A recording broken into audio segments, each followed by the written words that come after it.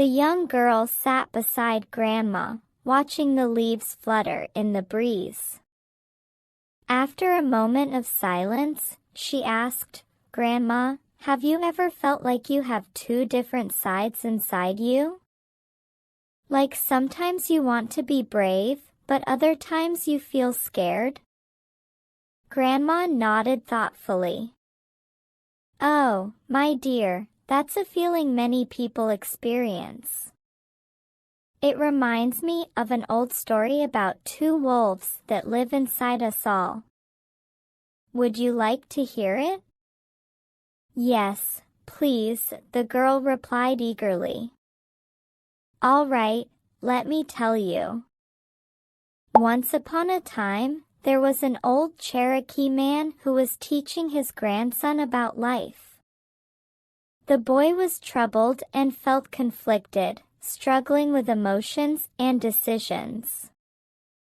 The grandfather sat down with him and said, "Inside each of us, there are two wolves fighting for control." The boy looked up, curious.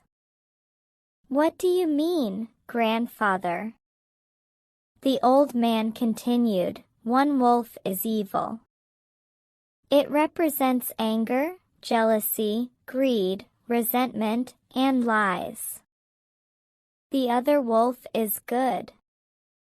It embodies love, joy, peace, hope, humility, and kindness." The boy listened intently, his brow furrowed in thought. "Which wolf wins?" he asked.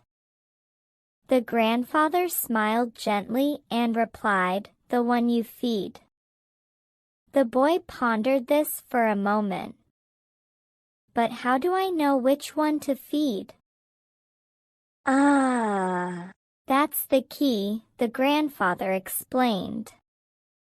"You must choose the thoughts you nourish and the actions you take.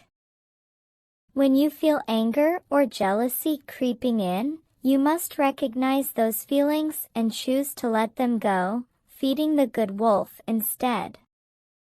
It's a daily battle, but it's one you have the power to influence." The boy nodded, understanding dawning on him. "So if I want to be kind and happy, I need to focus on love and joy instead of anger and fear?" "Exactly," the old man replied, his eyes sparkling with wisdom. "Every day, you have the choice to feed one wolf or the other. It's not always easy, but being aware of this struggle helps you make better choices." As the days turned into weeks, the boy began to practice feeding the good wolf. He tried to replace negative thoughts with positive ones and responded to challenges with kindness instead of anger. Slowly, he noticed a change within himself. He felt lighter, happier, and more at peace. One day, he returned to his grandfather, excitement shining in his eyes. "Grandfather, I feel different. I think I understand what you meant about the wolves." The old man smiled knowingly. "And how does it feel to feed the good wolf?" "It feels amazing. I want to keep feeding it forever," the boy exclaimed.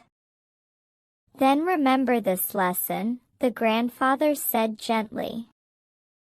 "Every choice you make matters.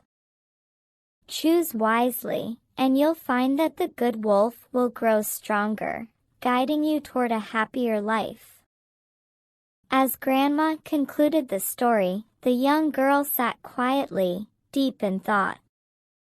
"So, it's up to us to decide which feelings we focus on?"